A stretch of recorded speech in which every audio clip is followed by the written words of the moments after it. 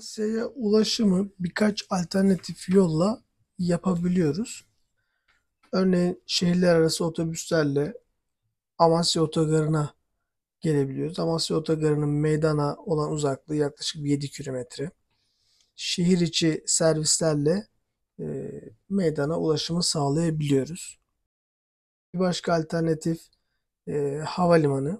Merzifon Havalimanı da Amasya'ya yaklaşık bir 40 kilometre uzaklıkta. Gene kullandığımız havayolu şirketinin servisleriyle e, Amasya meydana ulaşım sağlayabiliyoruz. Bir alternatif yol daha var. O da Merzifon Otogarı. Merzifon tüm şehirlerin Karadeniz'de birleştiği noktada olduğu için hemen hemen her şehrin, hatta her ilçenin direkt otobüsü Merzifon Otogarı'na var. Merzifon Otogarı'na geldikten sonra da Merzifon Otogarı'nın hemen yanı başından hareket eden Amasya dolmuşları Tunç Köprü'nün yanına geliyor. 80 TL ücreti var. Sabah 7'den akşam saat 19'a kadar servis devam ediyor. Günümüz şartlarında aşağı yukarı 2,4 dolara tekabül ediyor. Bu dolmuşların, yani minibüslerin durduğu yerden hemen karşısında bir şelale var. Bu yolu takip ederseniz bu yolun sonu meydana çıkıyor. Şu anda Amasya'nın meydanındayım. Burası tam merkez. Burası Yavuz Selim Meydanı. Atatürk Meydanı da diyen var. Çünkü arkamda Atatürk heykeli var. Burası Amasya'nın tam merkezi.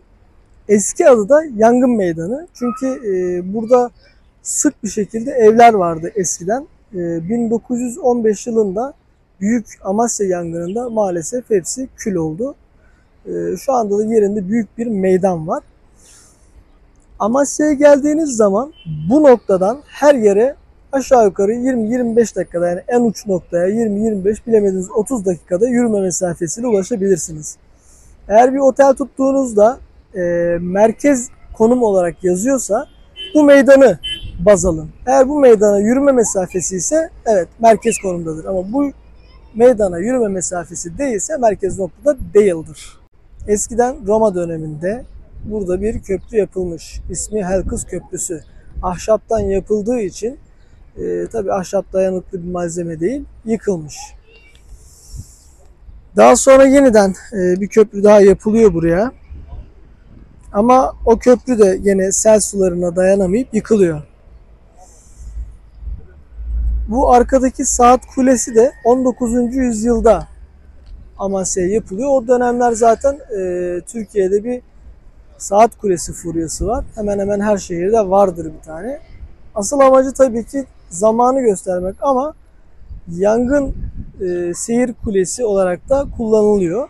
1938 yılında bu köprü yıkılıyor. Yerine yenisi yapılması kaidesiyle yıkılıyor. Ahşap bir köprü çünkü. ve saat kulesi. Yerine de 1940 yılında bu köprü yapılıyor. Ama köprü yapıldığında buradaki eski saat kulesi köprünün yapımına engel olduğu gerekçesiyle de yıkılıyor. Daha sonra 2002 yılında tekrar aynı yerine, aynı mimari ölçülerde bu saat kulesi yapılıyor. Ama tabii eski bir kule değil. 2002 yılında yapılmış yeni bir kule. Şimdi de Roma döneminde yapılan alçak köprüdeyiz. Roma döneminde kale ile yeni yerleşim alanı olan yeni şehri bağlayan bir köprü burası. Suların yükselmesiyle tablaya yaklaşıyor sular ve o yüzden de bu köprünün adı alçak köprü olarak geçiyor. 1881 yılında var olan köprünün üstüne ahşap bir köprü yapılıyor. Ama o da yine suların yükselmesiyle yıkılıyor. Daha sonra eski bir kilisenin taşlarından beton olarak köprü yapılıyor ve günümüze kadar da devam ediyor. Bu köprüyü kullanarak Pontus dönemine ait olan bu Kral Kaya mezarlarına gidiliyor. Şimdi alçak köprüden geçtiğiniz zaman sağa dönerseniz burada butik oteller, işte meyhaneler, barlar, tabii akşam hizmet veriyorlar. Sola doğru dönerseniz bu tarafta da içeri şehire devam ediyorsunuz.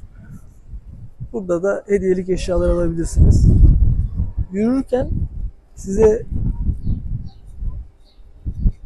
soğuk elma çayı veya limon kolonyası, elma kolonyası, kiraz çiçeği kolonyası ikram ederlerse çekinmeden alabilirsiniz.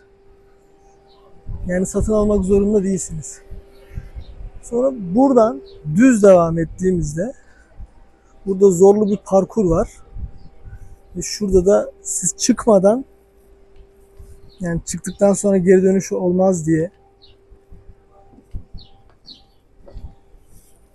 şöyle göstereyim. Müze kartı geçerli değildir. Giriş 50 TL'dir. Çünkü bayağı yüksek bir yer. Şimdi kısaca şöyle bir göstereyim.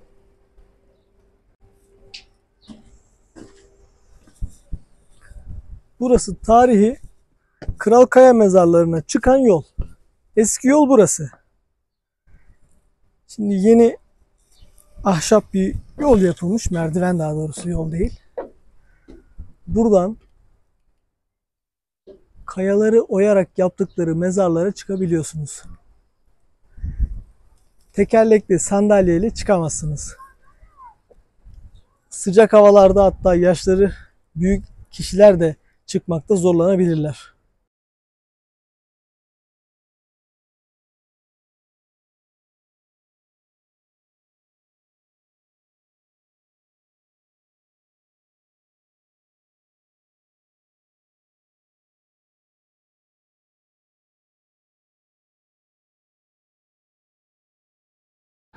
Kral Kaya mezarlıklarına geldiğinizde bu zorlu parkuru bitirdikten sonra buraya gelip giriş ücretini çekiyorsunuz. Bu arkadaş arkeolog ama bu adamdan da para alıyorlar ve müze kartı geçerli değil. Yani giriş ücreti de şu anda 50 TL.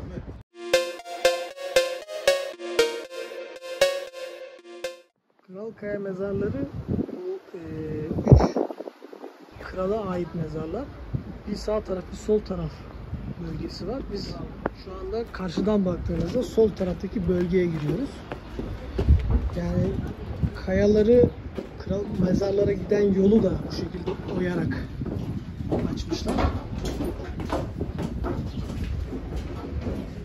Bu merdivenler vesaireler sonradan eski, yani yürüme taşlar şunlar. Ama bunlar kullanıla aşılmış artık ve bastığınız zaman gerçekten çok kaygan bir hal almış.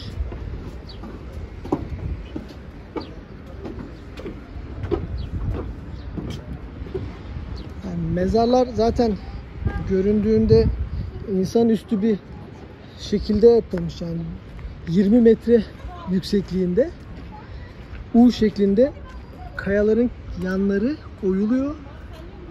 Yani buradan girdiğinizde şu diğer taraftan çıkabileceğiniz, yani arka tarafı da oyuk. Tam ortasında gördüğünüz delik de kralın yattığı yer. Devasa bir yer, yani bir insan ölen birine neden böyle bir şey yapar? Size şöyle de bir güzel bir Amasya manzarası göstereyim.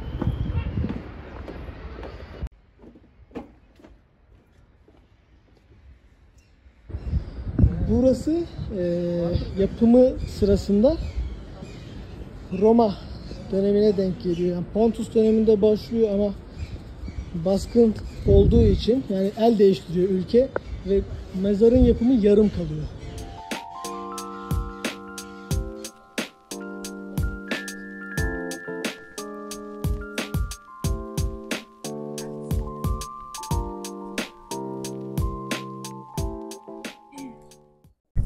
...1865 yılında Hasan Talat Efendi tarafından yapılan Hazeranlar Konağı'ndayım şimdi.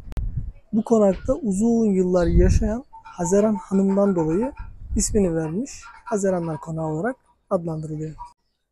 İçeride video çekimi yapmamam konusunu rica ettiler. Ben de o yüzden yapmayacağım. Fotoğraflarla size aktaracağım. Konağı gezebilirsiniz. Müze kart geçerli. Aynı zamanda da konak o dönemin sivil halk yaşam tarzını anlatan, biraz daha kalburüstü bir halk anlatan çok güzel bir konak. Muhakkak geldiğinizde ziyaret etmenizi tavsiye ederim.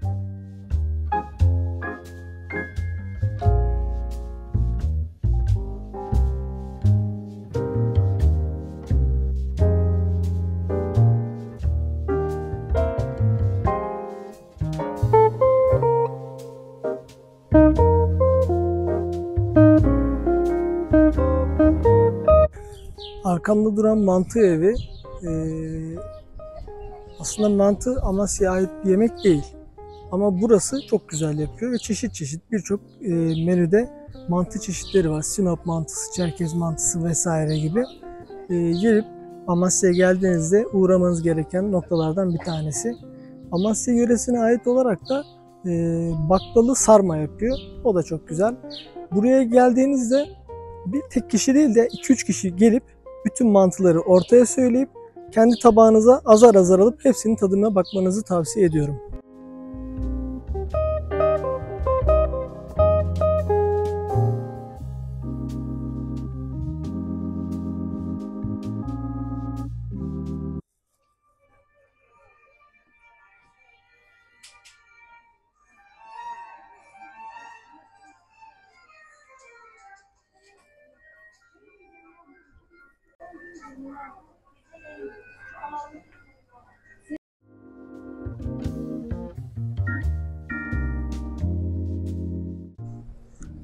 Amasya yöresine ait yemekler yapan Amasya mutfağındayız.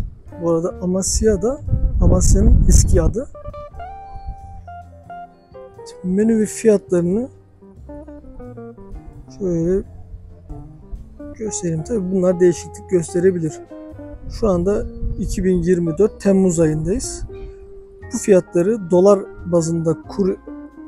bazında değiştirirseniz girişte şöyle bir rampa bulunuyor. Yani tekerlekli sandalyeyle buraya giriş yapabilirsiniz. Hoş, ferah bir bahçesi var.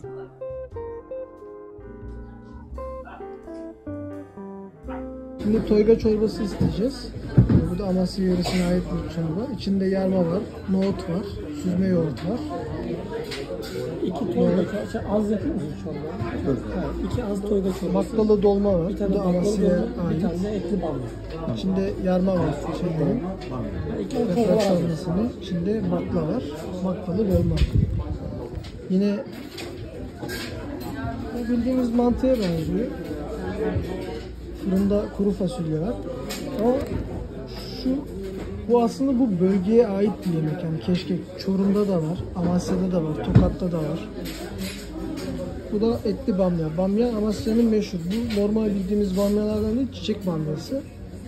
Sabah erken saatlerde toplanıyor.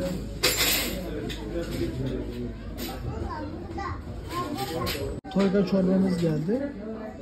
Üstünde naneli yağ yapılmış. İçinde yarma var. Süzme yoğurt da yapılmış. Nohut. Tadı da güzel. Bildiğimiz yayla çorbasına benziyor. Yayla çorbasından farkı herhalde nohutu galiba. Yayla çorbamızdan sonra baklalı sarmamız geldi. Bir de etli bamyamız. Çiçek bamyası. Kaşıkla şöyle yapsana bamyayı. Çok sulu geldi bana. Çiçek bamyası bunlar. Daha henüz bamya olmamışlar. Bam! Çok, bu da içinde bakla. Bildiğimiz yaprak sarması ama içinde baklayla yapıyorlar. O tabi yoğurtla yeniliyor. Yoğurda banarak. Bu sarımsaklı yoğurtta da güzel olur ama bu normal bildiğimiz yoğurt. Böyle burası Amasya mutfağı. Irmak kenarındaki yalı kavak, yalı boyu konaklarından bir tanesi burası. Tabii şu sırada oturursanız cam kenarında ırmak manzarasında yemek yiyorsunuz. Biz bu tarafta başka bir konağın manzarasında yemek yedik. Az daha böyle zorlarsak şuradan Kral Kaya Mezarı da görünebilir. Biz krallarla komşu olarak yiyoruz yemeğimizi.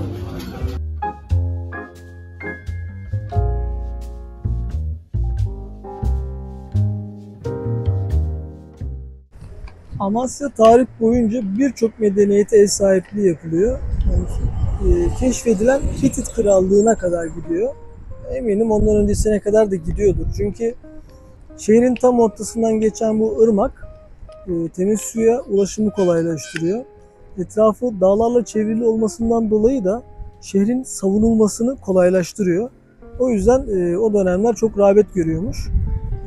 Aslında Etrafı kayalarla çevrili, savunulması kolay deniliyor ama çok fazla el değiştirdiğine göre çok da iyi savunulmuyormuş demek ki.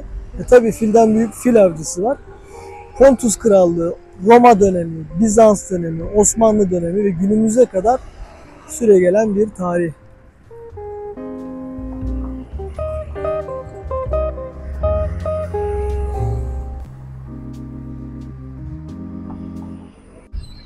Amasya Şehzadeler şehri olarak da biliniyor.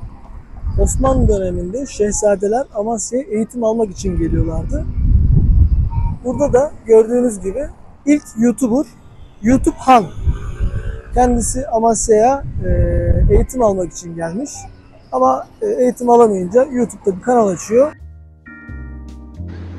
Irmak kenarındaki bu yol akşam saat 8'de, yani yaz ayları akşam saat 8'de araç trafiğine kapatılıyor. Tamamen yaya trafiğine açılıyor.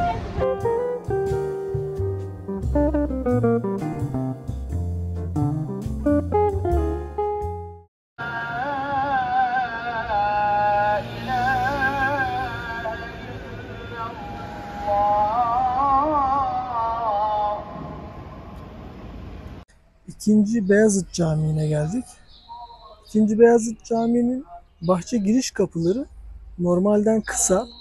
Çünkü bir ibadethaneye girdiğin için saygıdan dolayı eğilerek girmen gerektiği.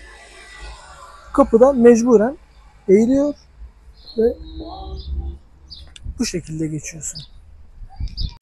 Caminin hemen bahçesinde 570 yıllık bir çınar duruyor.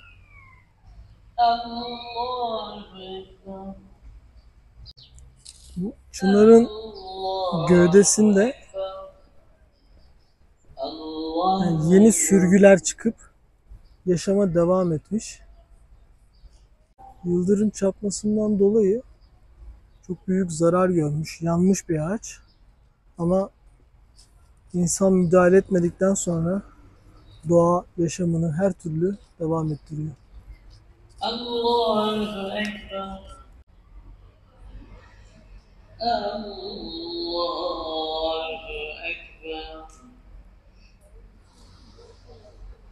Şadırvanın üstünde burada eğitim görmeye gelen şehzadeler İstanbul hasretinden dolayı üst tarafa İstanbul'un silüetini resmediyor.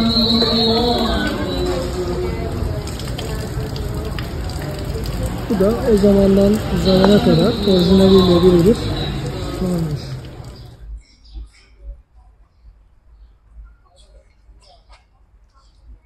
Camide bulunan çok güzel bir detay. Caminin hemen yanı başında kuş evi var. Tabi bu normal kuş değil. Bu biliyorsunuz Şehzadeler şehri olduğu için burası şehzade kuşlarının barındığı kuş evi. Beyazıt Camii'nin hemen yanı başında Minyatür Amasya Müzesi var. Minyatür Amasya Müzesi Beyazıt Camii'nin hemen yanı başında. Girişlerde müze kart geçerli değil. Giriş ücreti şu anda 50 TL, yani 1,5 dolar civarı. Amasya hakkında az bilinen bir şey bu. Ünlü coğrafyacı Strabon Amasyalı. Aslanım benim.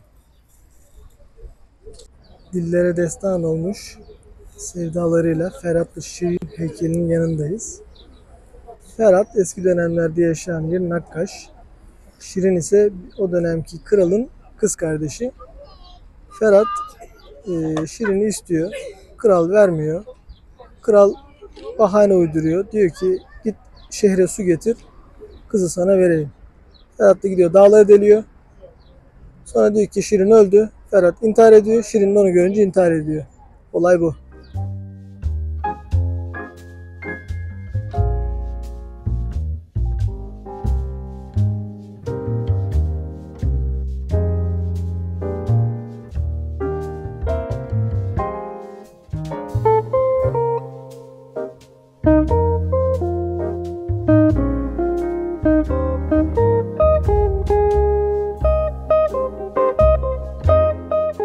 Şimdi Madenüs Köprüsü'ndeyiz. Bu köprüyle ilgili çok fazla rivayet var. Aslında kimin yaptığı belli değil. Roma dönemine ait deniliyor ama kalıntılarda Roma dönemine ait olduğunu gösteren herhangi bir kanıt yok. Osmanlı döneminde yapıldığı söyleniliyor ama onunla ilgili de bir kanıt yok. Aslında ne zaman yapıldığı, kimin tarafından yapıldığı meçhul bir köprü. Köprüden aşağıya doğru işeyen bir amcanın heykeli var burada. Şaka tabii ki. Bu amca burada balık tutuyor.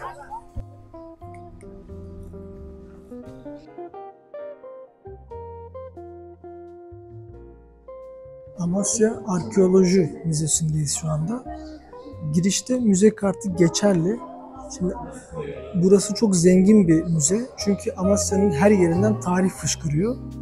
Şimdi Roma dönemine, Helenistik dönemi, Pontus dönemi, Bizans dönemi, Osmanlı dönemi, her döneme ait çömlekler, av aletleri, müzelerdeki en sevdiğim bölüm ve çok enteresan mumyalar var burada. Şimdi beraber hepsini gezelim.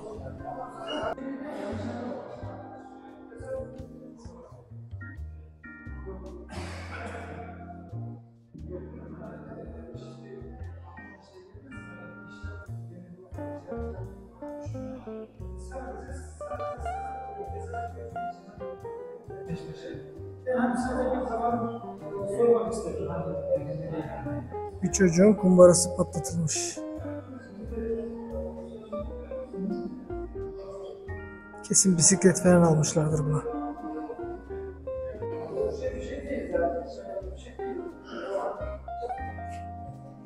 Roma dönemine ait takılar.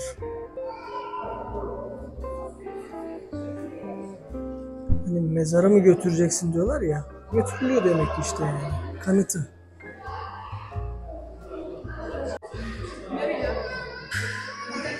Burada da Osmanlı dönemine ait kullanılan silahlar, hançerler, dabancalar,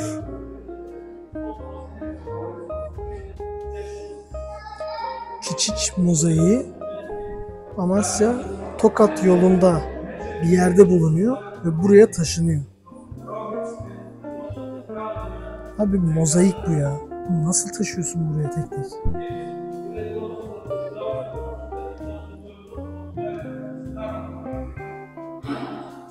Biz taşınırken Legolar parçaları kayboluyor, bir daha toparlayamıyoruz. Adamlar koca mozaiği müzeye taşımışlar, görüyorsunuz değil mi? Arkeoloji Müzesi'nin en can alıcı noktasındayız şu anda. Yani şu dakikadan sonraki çekeceğimiz şeyler bir mumyalara ait görüntüler olacak. Yani hassas içerik olacak. Ona göre yaşı küçük olanlar varsa izlemeyebilir. Bu bir çocuk mumyası. Tabii çok fazla deforme olmuş. Bu mumyalar Türkiye'nin en geniş mumya ailesine ait. Yani bir aileye ait mumyalar. Ama tabii çok fazla deforme olmuş.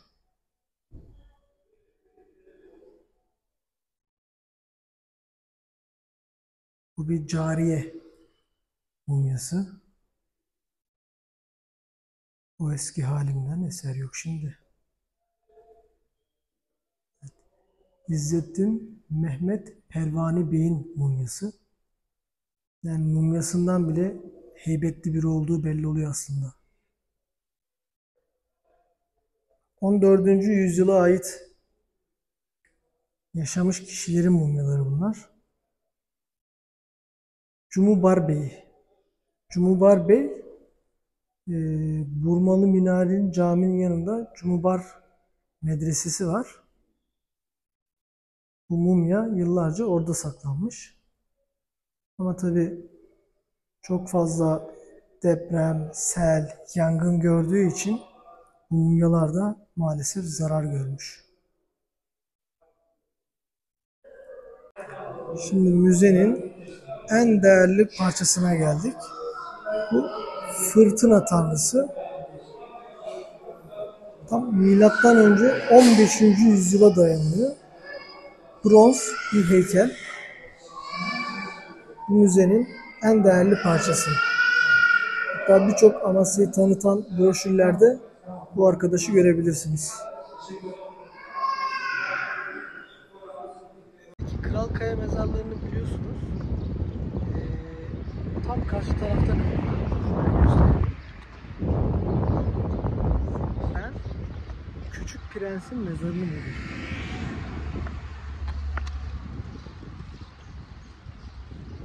Bir de manita yapmış. İkisi birlikte takılıyorlar burada.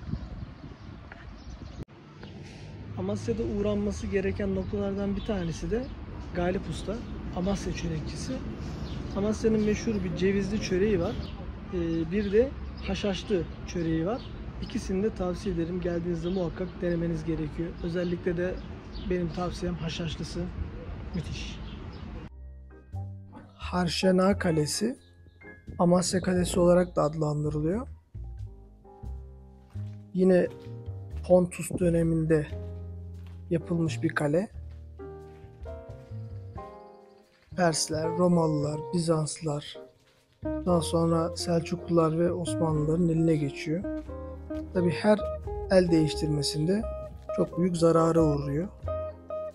En son 1075 yılında Türkler tarafından ele geçirildiğinde büyük bir onarım geçiriyor. Ve 18. yüzyıla kadar da kullanılıyor. Amasya tüm konumlarına hakim. Gerçekten fethedilmesi çok zor bir kale. 8 savunma kademesi var. Yüzüklerin Efendisi'ni takip edenler bilir. Orta Dünya'da Minas Tirith diye kale vardı. Onun gibi 8 savunma kademeli ve çok yüksek, 300 yani ırmaktan 300 metre yukarıda bir kale. Gözetleme kuleleri Amasya'nın her noktasını görebilecek şekilde.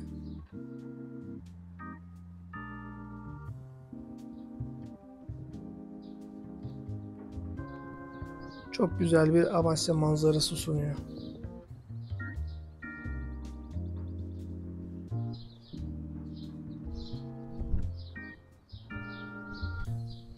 Halen kazı çalışmaları devam eden noktalar da var.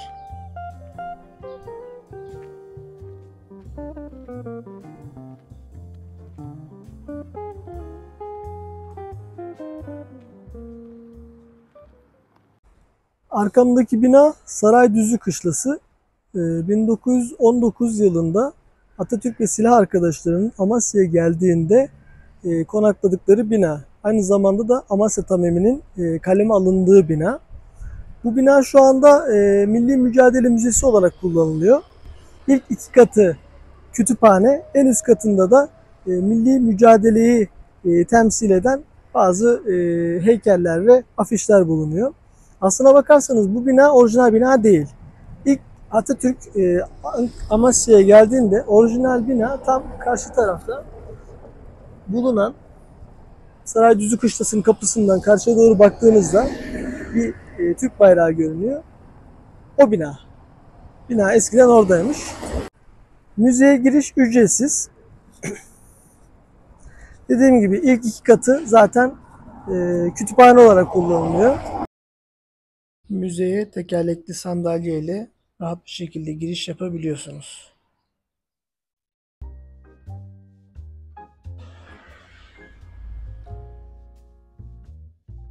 Borabay Tabiat Parkı Amasya'nın Taşova ilçesinde yer alıyor. Doğal bir göl. Amasya'ya uzaklığı yaklaşık bir 50-60 kilometre civarı. Burada kamp alanları ve piknik alanları bulunuyor.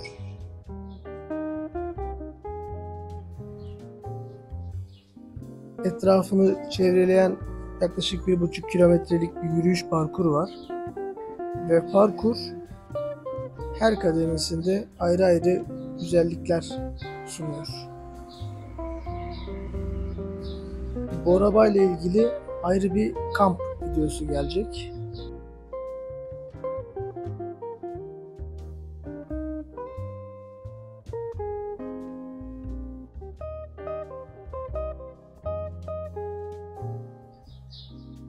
Amasya yüz ölçümü olarak küçük bir yer fakat bir günde gezemezsiniz. Çünkü dediğim gibi her yerden tarih fışkırıyor. Benim de hani videoyu çok uzun olmasın diye eklemediğim yerler var. İşte Amasya elması çekmedim veya kirazını çekmedim. Sabuncuoğlu Tıp Müzesi vardı, orayı çekemedim. Tadilattan dolayı Burma Minareli Camii'ye çekemedim ki önemli, yani kronolojik olarak çok önemli bir yeri var. Ama Amasya'ya gelirseniz siz bunları benim yerime gezersiniz. Videonun sonuna geldik. Umarım beğenmişsinizdir. Beni izlediğiniz için teşekkür ederim.